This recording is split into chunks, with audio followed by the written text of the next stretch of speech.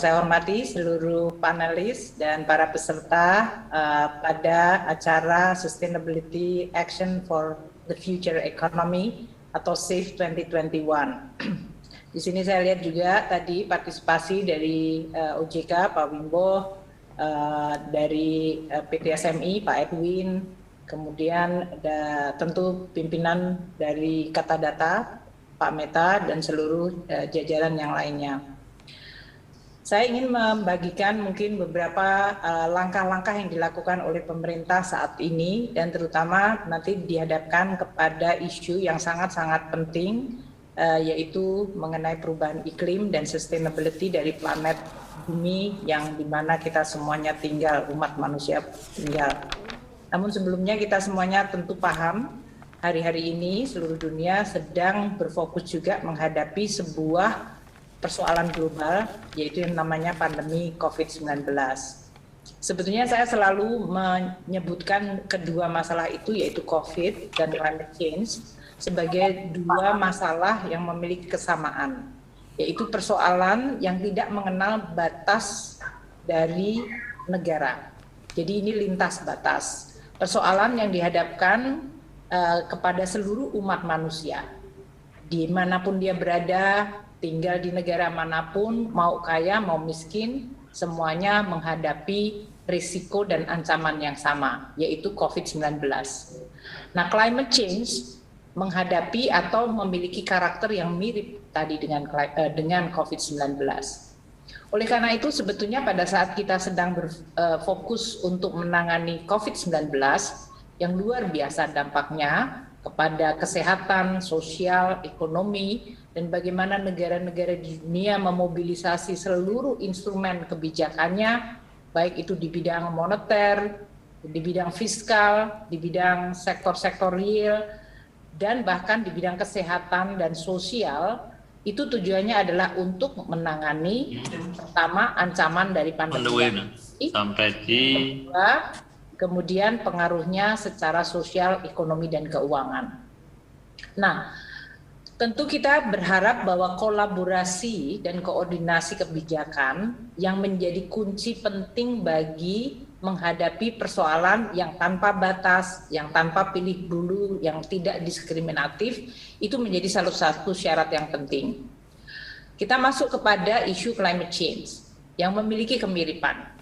Dunia atau bumi ini akan menghadapi situasi yang sangat tidak bearable atau tidak bisa diatasi apabila terjadi kenaikan temperatur. Para ilmuwan sudah membuat dan men-track suhu semenjak revolusi industri di abad 19. Dan saat ini suhu dari bumi kita sudah di atas lebih dari 1,1 degree centigrade dari saat revolusi industri. Dunia seharusnya mencoba untuk menghindarkan agar penghangatan dari suhu bumi ini tidak mencapai 1,5 centigrade yang memberikan implikasi yang luar biasa. Inilah yang disebut fenomena climate change.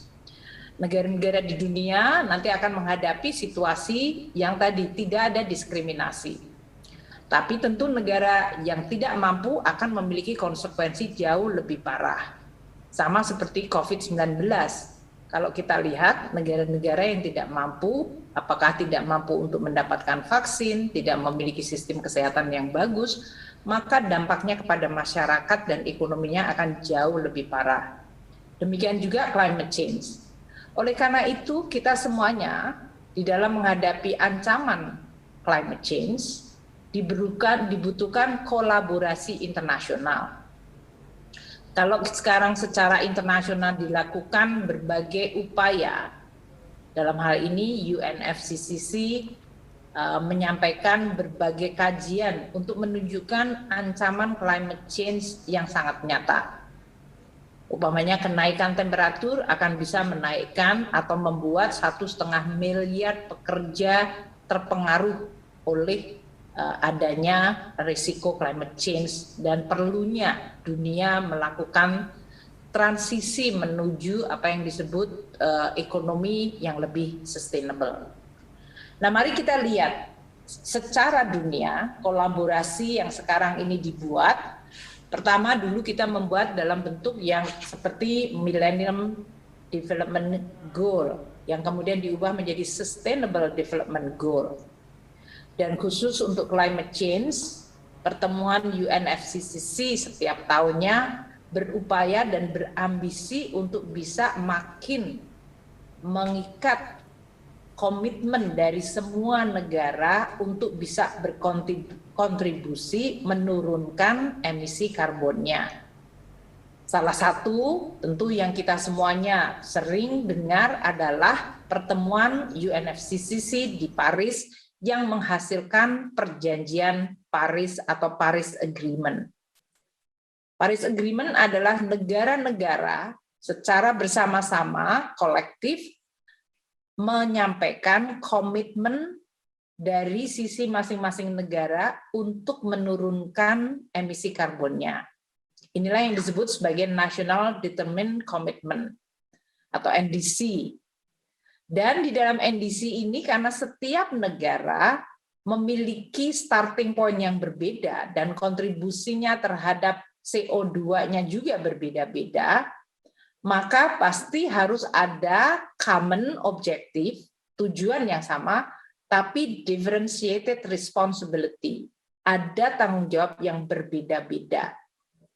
Nah, kerumitan memang akan muncul dari sisi bagaimana differentiated responsibility ini bisa diterjemahkan bagi masing-masing negara. Supaya tujuan yang common tadi, tujuan bersamanya tetap tercapai. Inilah era di mana setiap negara akan dihadapkan kepada cara di satu sisi kita semua sadar climate change adalah ancaman nyata dan kita perlu sebagai suatu negara bangsa turut untuk menghindarkan bumi dan dunia dan umat manusia menghadapi kondisi katastrofik. Namun kita juga paham bahwa setiap negara, apakah itu level pembangunannya, apakah itu income per kapitanya, apakah lokasinya, semuanya memiliki kontribusi yang berbeda-beda. Memiliki responsibility yang berbeda untuk tujuan yang sama. Indonesia di dalam Paris Agreement telah menyampaikan bahwa kita akan menurunkan CO2 dengan upaya kita sendiri sebesar 29%. Namun apabila internasional, terutama negara-negara yang memiliki akses teknologi dan keuangan, akan membantu, maka kita bisa meningkatkan penurunan karbon dioksidanya, CO2-nya itu menjadi 41%. Karena memang untuk menurunkan CO2, pada saat negara tersebut masih harus terus melakukan pembangunan, pasti dibutuhkan teknologi dan juga akses keuangan. Dibutuhkan teknologi hijau, dibutuhkan keuangan yang bisa mendukung transformasi sehingga kegiatan-kegiatan pembangunan tidak memperburuk emisi karbon dioksida atau bahkan kegiatan-kegiatan manusia makin bisa mengurangi emisi karbon dioksida. Nah, Paris Agreement ini telah diikuti oleh 191 parties. Karena memang dia adalah merupakan upaya kolektif secara global. Upaya menurunkan gas rumah kaca atau GRK atau CO2 itu hanya mampu dilakukan dengan langkah-langkah adaptasi dan mitigasi dari setiap negara. Nah, seperti tadi saya sampaikan, suksesnya koalisi dan tujuan bersama ini hanya tergantung kepada tadi sebuah desain transformasi yang adil dan affordable. Setiap negara memiliki kapasitas berbeda-beda, makanya harus ada keadilan mengenai bagaimana bisa mengikuti komitmen global ini, dan affordable karena setiap negara juga memiliki sumber dana dan teknologi yang berbeda-beda. Akses dari teknologi dan keuangan ini menjadi sangat-sangat penting. Indonesia ikut serta di dalam forum-forum internasional, tidak hanya sekedar hadir. Di bidang keuangan, saya bersama Menteri Keuangan Finlandia menjadi co-chair atau memimpin bersama koalisi dari menteri-menteri keuangan untuk melakukan climate action. Karena climate change itu bisa hanya menjadi retorika dan tidak menjadi action kalau tidak ada pendanaannya. Dan koalisi para menteri keuangan dunia untuk turut serta agar climate change agreement bisa menjadi action, itu menjadi sangat penting. Indonesia dalam hal ini turut serta dan tidak hanya turut, tadi menjadi pimpinan bersama dengan Menteri Keuangan Finlandia. Dan sekarang banyak negara-negara, termasuk yang tadinya Amerika Serikat sempat tidak mau turut serta, sekarang juga mau turut serta di dalam climate change. Nah, Indonesia tahun depan juga akan menjadi presidensi dari G20, pertemuan dari negara-negara dengan ekonomi terbesar di dunia. Di dalam presidensi Italia saat ini, yaitu presidensi G20 Italia, Italia mengusung perubahan iklim sebagai salah satu topik yang prioritas atau utama. Maka sudah dilakukan pembahasan finance maupun di level Sherpa, yaitu tingkatan deputi dari kepala-kepala negara, untuk membahas perubahan iklim, termasuk dari sistem pembiayaannya yang berkelanjutan. Di dalam G20 dibentuk kelompok kerja keuangan berkelanjutan, atau yang kita sebut Sustainable Finance Working Group. Yang menarik dari Sustainable Finance Working Group ini, sekarang Amerika Serikat dan RRT menjadi co-chair untuk keduanya. Ini sangat penting karena ini dua negara dengan ekonomi terbesar dan tentu memiliki kontribusi terhadap CO2 yang cukup besar. Nah, bagaimana kita nanti, apakah di dalam forum G20 maupun di forum menteri-menteri keuangan untuk climate action bisa terus merumuskan terutama sisi pembiayaan dan pendanaan bagi kegiatan climate action. Ini tentu tidak bisa dilakukan hanya dengan APBN. Yang paling penting adalah melalui berbagai lembaga-lembaga multilateral dan juga dari lembaga keuangan yang non-pemerintah. Oleh karena itu, di dalam pembahasan ini nanti akan melibatkan banyak sekali lembaga-lembaga multilateral seperti Multilateral Development Bank, World Bank, ADB, European Investment Bank, African Development Bank, Inter-American Development Bank, Islamic Development Bank, AIIB, semuanya akan ikut di dalam pembahasan. Juga lembaga-lembaga keuangan di tingkat global. Karena regulasi dan keputusan dari lembaga-lembaga keuangan sangat penting di dalam menentukan berapa jumlah financing yang bisa diakses untuk menjalankan program-program transformasi menuju dunia yang zero carbon. Indonesia dalam hal ini terus juga tidak hanya memperjuangkan Indonesia sendiri, tapi juga negara-negara yang masih pada tingkat pendidikan, tingkat pembangunan seperti Indonesia, yaitu negara emerging, negara developing, dan terutama negara-negara yang masih miskin, yang mereka akan sangat tergantung di dalam kemampuan untuk terus membangun tanpa menciptakan pemburukan di dalam climate change. Common but differentiated responsibility adalah penting. Nah, Ibu dan Bapak sekalian, kalau tadi G20, Paris Agreement, dan Sustainable Development Goals adalah merupakan upaya global yang dilakukan oleh semua negara dan untuk bisa terus menjalankan komitmen tersebut, maka kita juga perlu untuk menyiapkan di dalam negeri. Tentunya kita juga tahu bahwa dalam pertemuan seperti atau agreement seperti Paris Agreement masih ada prinsip-prinsip yang tidak atau seluruhnya sudah dijalankan. Contohnya prinsip nomor 6 yang disebut Helsinki Principle.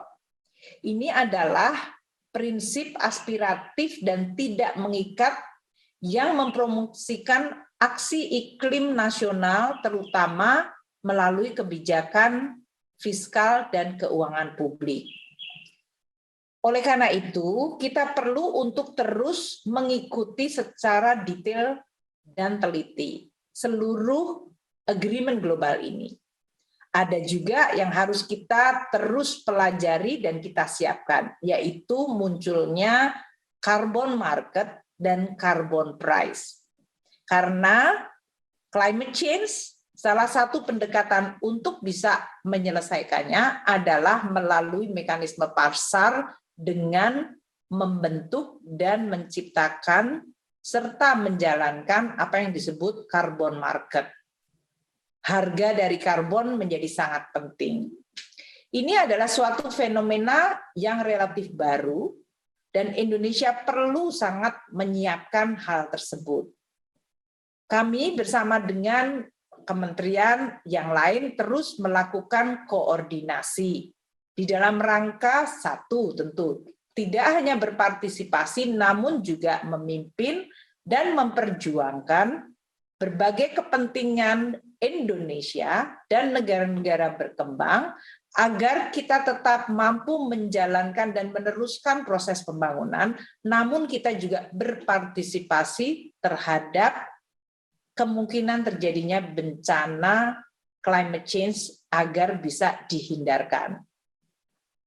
Dalam konteks ini, di dalam negeri, koordinasi antara kita semuanya, kementerian dan lembaga dilakukan. Bapak Menko Perekonomian, Bapak Menko di bidang Marinvest, Pak Erlangga dan Pak Luhut, dan kemudian kementerian yang tentu menjadi focal point-nya, yaitu KLHK menjadi sangat penting di dalam merumuskan climate change national action kita. Kebijakan nasional perubahan iklim di Indonesia dilakukan tentu berdasarkan komitmen yang sudah dilakukan oleh pemerintah-pemerintah sebelumnya dan tetap menjadi komitmen dari pemerintah saat ini. Dan komitmen Indonesia hanya akan kredibel dan juga kemudian bisa dipercaya apabila kita memiliki measuring, reporting, dan verification yang kredibel. Inilah yang akan menjadi agenda-agenda utama bagi Indonesia. Bagaimana Indonesia bisa memenuhi national determined contribution kita sebesar 29% dengan upaya sendiri dan 41% dengan upaya bersama secara internasional, hanya bisa dibuktikan dengan langkah-langkah policy, regulasi, dan aksi, dan kemudian dilakukan measuring, reporting, dan verifikasi dari karbon dioksida yang muncul atau yang dihasilkan dalam proses pemenuhan NDC itu. Kita semuanya secara organisasi dan secara sistematis mencoba mewujudkan seluruh agenda perubahan iklim ini di dalam rencana pembangunan jangka menengah pemerintah. NDC-nya dimasukkan dalam rencana aksi nasional gerakan rumah kaca dan rencana aksi nasional kita untuk bisa membuat aksi perubahan iklim. Tentu ini adalah perlu dan harus dilaksanakan secara kolaboratif, karena ini bukan hanya program pemerintah, namun masyarakat luas, dunia usaha memiliki peran yang luar biasa. Long-term strategi untuk low carbon dan climate resilient kita untuk tahun 2050 ini sekarang perlu untuk kita lihat bersama. Karena dunia sekarang melihat dan alarm berbunyi bahwa kalau semua negara mengikuti dan menjalankan hanya NDC-nya, kemungkinan dunia tidak bisa terhindarkan dari climate change disaster atau perubahan iklim yang dampaknya luar biasa. Jadi sekarang di seluruh dunia sedang ada upaya untuk membuat targetnya menjadi ambisius. Namun target yang ambisius harus juga diperjuangkan secara bersama, akses terhadap teknologi, investasi, dan keuangannya. Karena tanpa itu, target-target itu hanya akan menjadi target yang hanya bagus di atas kertas. Nah, untuk Indonesia, penurunan emisi akan sangat ditentukan oleh 5 sektor utama. Yang pertama adalah kehutanan. Target penurunannya adalah 17%. Yang sektor kedua adalah energi dan transportasi, yang kontribusinya 11%. Kemudian ada sektor limbah, 0,38%, sektor pertanian 0,32%, dan sektor industri sebesar 0,1%.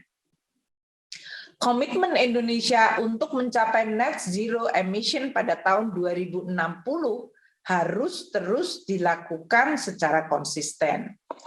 Nah, untuk itu memang dibutuhkan tidak hanya kerja keras dan policy, tapi pendanaan. Bahkan pendanaan yang paling besar justru nanti akan terlihat pada strategi energi dan transportasi. Yang tadi kontribusinya adalah 11%, namun dia akan memakan dana yang sangat besar untuk memindahkan energi kita dari non-renewable menjadi renewable. Transportasi kita dari transportasi yang kotor menjadi transportasi yang clean. Dan masuk kepada apa yang disebut mass transportation.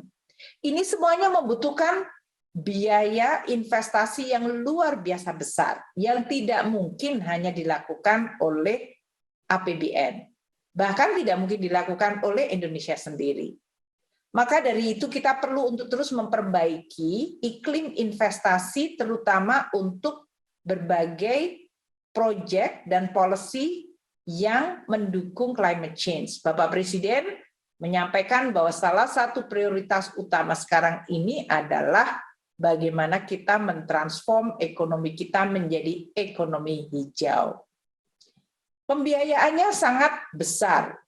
Estimasi saat ini 247,3 billion US dollar untuk bisa mengurangi emisi sebesar 1.081 juta ton ekuivalen CO2. Angka 247,3 billion adalah luar biasa. Dan ini tidak mungkin dilakukan hanya dengan APBN. Bahkan APBN yang sudah memulai dengan melakukan tagging, jadi kami sudah memulai menandai di dalam belanja-belanja APBN di dalam rangka untuk memenuhi climate change commitment ini sejak tahun 2016, budget tagging kita untuk climate untuk periode 2016 hingga 2020, yaitu 5 tahun terakhir, kita mengalokasikan 4,1% dari APBN kita. Dan ini angkanya pasti tidak mencukupi untuk mencapai target tadi 247 billion US dollar. Menurut hitungan updated report dari second biennial update report, akan dibutuhkan 266 billion atau 3.461 triliun rupiah hingga tahun 2030. Ini berarti belanja mitigasi kementerian lembaga kita selama ini baru menutupi 21% dari kebutuhan pendanaan untuk bisa mencapai komitmen Paris atau net zero emission untuk 2060. Artinya apa? Ya artinya kita perlu untuk memobilisasi dana yang berasal dari swasta, baik domestik maupun global. Nah, untuk itu maka kita perlu memformulasikan kebijakan-kebijakan di bidang iklim investasi yang mampu untuk menarik lebih banyak investasi di dalam rangka untuk membangun tadi sektor energi, sektor transportasi, sektor limbah, dan bahkan di dalam menjaga kehutanan kita sehingga dia tetap bisa memenuhi target penurunan CO2. Pemerintah sudah melakukan reform seperti Omnibus Law Cipta Kerja yang mengubah sangat radikal policy mengenai investasi. Tentu ini akan banyak memberikan dampak positif bagi Indonesia untuk bisa menarik investasi dan teknologi di bidang sustainable development. Apakah itu green project maupun berbagai proyek-proyek baik untuk mitigasi maupun adaptasi. Indonesia berharap langkah-langkah ini akan bisa terus memenuhi komitmen pemerintah atau komitmen Indonesia secara kredibel. Kita juga menggunakan instrumen-instrumen fiskal kita seperti tax holiday, tax allowance, dan juga fasilitas PPN di dalam rangka memberikan insentif bagi investasi yang berhubungan dengan green project yang bisa meningkatkan kemampuan Indonesia memenuhi komitmen di dalam menurunkan emisi CO2-nya. Promosi untuk renewable energy, limbah yang sustainable, dan juga berbagai investasi di bidang sektor pertanian yang tentu diharapkan konsisten dengan komitmen mengenai climate change. Kita juga di dalam sektor pertambangan sekarang melakukan breakthrough.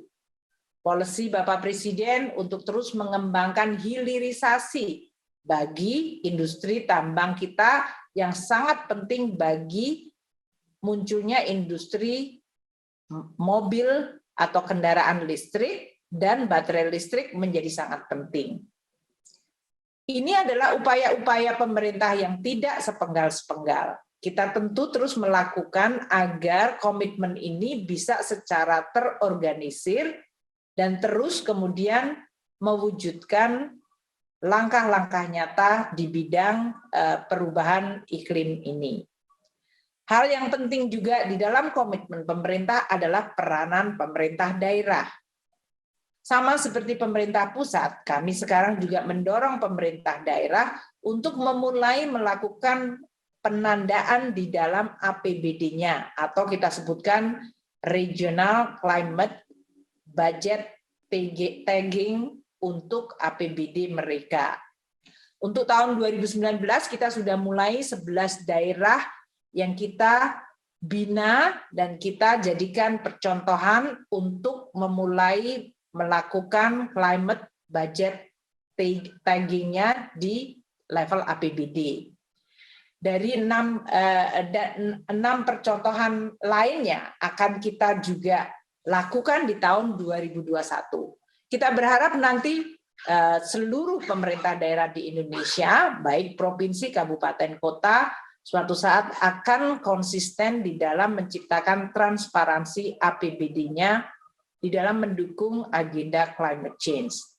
Jadi pemerintah pusat, pemerintah daerah, kementerian lembaga, dan private sector menjadi satu usaha bersama, satu ekosistem untuk menjaga komitmen dan melaksanakan komitmen tersebut. Bapak dan Ibu sekalian, Kementerian Keuangan tentu sebagai bendahara negara memiliki peran yang sangat signifikan untuk bisa mewujudkan agenda climate change tersebut. Tadi telah saya sampaikan di forum internasional, kami terus melakukan upaya-upaya tidak hanya berpartisipasi dan bahkan berinisiatif dan memimpin agar kepentingan Indonesia, terutama di bidang akses pendanaan untuk climate change, bisa terus terjaga dan terlindungi. Kita juga di dalam negeri memobilisasi tadi seperti pemerintah daerah. Kami juga bersama dengan DPR terus melakukan formulasi kebijakan di bidang keuangan negara. Selain APBN yang tadi ada budget tagging-nya, kami menggunakan instrumen perpajakan, instrumen transfer ke daerah, belanja negara, dan pembiayaan untuk semuanya digunakan di dalam mengkatalis pendanaan untuk climate change. Kami juga menggunakan special mission vehicle kita seperti PT SMI, PT PII, dan untuk membentuk apa yang disebut blended finance. Ini semuanya adalah upaya dari kami sebagai bendahara negara yang tentu tadi peranan keuangan di dalam mewujudkan program climate change adalah sangat-sangat penting. Kita juga melakukan inisiatif-inisiatif baru. Tadi yang disebutkan blended finance seperti SDG Indonesia One mencoba mengkolaborasikan pendanaan dari pemerintah, dari filantropis, dari multilateral, dari private sector untuk bisa di-blend bersama-sama dan menjalankan program-program dan proyek yang bisa mendukung agenda climate change.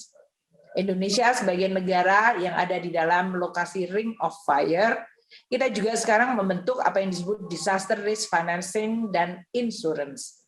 Karena climate change dan terutama natural disaster katastrofi itu hampir identik. Climate change akan menimbulkan banyak sekali nanti potensi risiko kekeringan atau banjir atau berbagai musibah yang berhubungan dengan alam, dan ini perlu untuk kita waspadai dan kita antisipasi. Itulah yang kita lakukan di dalam berbagai forum dan berbagai instrumen dan policy yang kita miliki. Berbagai hal yang selama ini sudah juga saya sampaikan adalah instrumen seperti penerbitan sukuk yang sifatnya green atau surat berharga negara yang sifatnya green. Kita tidak hanya mengisu secara internasional, tapi kita juga melakukan secara retail di dalam negeri.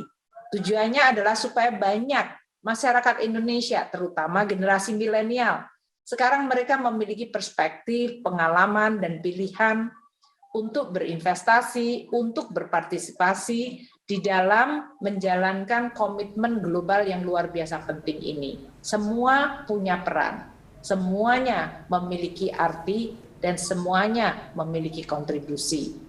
Kami sekarang ini dengan Kementerian Lingkungan Hidup juga sedang mendukung dari sisi kelembagaan dengan membangun BLU di bidang lingkungan hidup atau BPDLH. BPDLH ini nanti diharapkan akan mengelola pendanaan di bidang climate change, baik yang berasal dari dalam negeri maupun dari internasional, baik yang berasal dari APBN maupun yang berasal dari non-APBN. Dan pendanaan ini nanti juga termasuk di dalam mengorganize potensi munculnya apa yang disebut carbon market dan carbon tax atau carbon price, yang semuanya akan basisnya adalah market, namun membutuhkan regulasi, institusi, dan juga dari sisi pengawasan yang kredibel. Pemerintah akan terus melakukan berbagai upaya-upaya ini, tentu tidak bisa sendirian. Kami di Kementerian Keuangan terus siap berkolaborasi dengan siapa saja, di dalam negeri maupun secara global, antar pemerintah maupun dengan masyarakat, terutama generasi-generasi milenial yang mereka memiliki kepentingan luar biasa. Mereka lah yang akan menghadapi konsekuensi climate change. Oleh karena itu, mereka memiliki ownership yang sangat penting bagi suksesnya program climate change di seluruh Indonesia. Mungkin itu yang bisa saya sampaikan pada sambutan hari ini.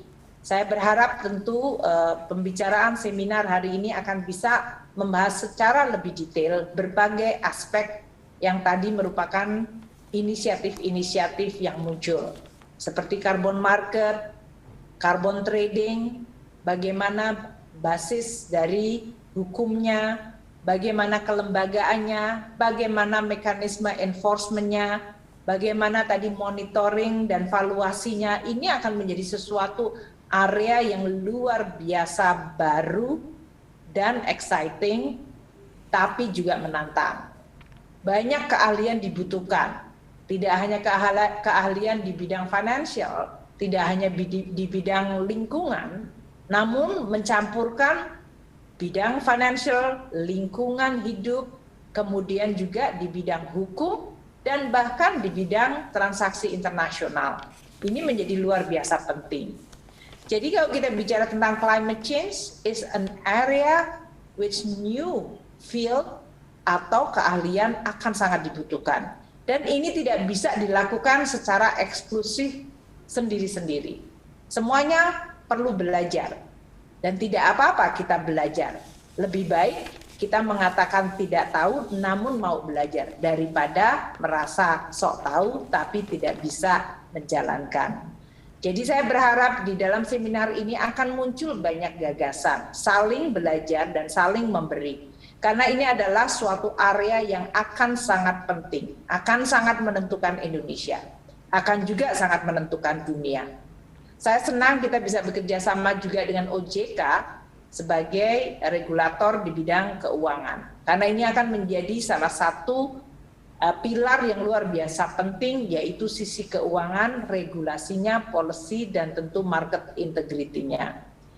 Saya menyambut gembira bahwa OJK juga memiliki roadmap keuangan berkelanjutan, dan ini sinkron dengan apa yang dilakukan oleh pemerintah.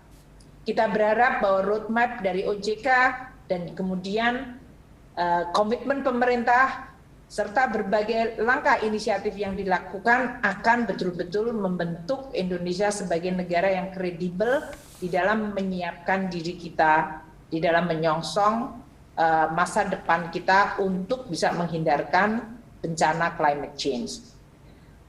Sebagai penutup, saya ingin menyampaikan bahwa upaya kita hari ini mungkin hasilnya tidak akan kita lihat. Namun yang jelas generasi ke depan, cucu-cucu saya akan merasakan. Oleh karena itu, di dalam rangka kita untuk terus mencapai cita-cita Indonesia sesuai dengan apa yang diimpikan dan dalam hal ini diperjuangkan oleh para pendiri bangsa kita, kita selalu berpikir apa yang kita lakukan hari ini adalah untuk mereka yang akan datang. Jadi mari kita semuanya berkolaborasi untuk bersama-sama mengadres isu climate change ini dan membuat bumi ini menjadi tempat bagi umat manusia bisa terus berkarya, hidup di dalam pilar-pilar peri kemanusiaan yang adil dan beradab. Terima kasih, selamat berseminar. Wassalamualaikum warahmatullahi wabarakatuh.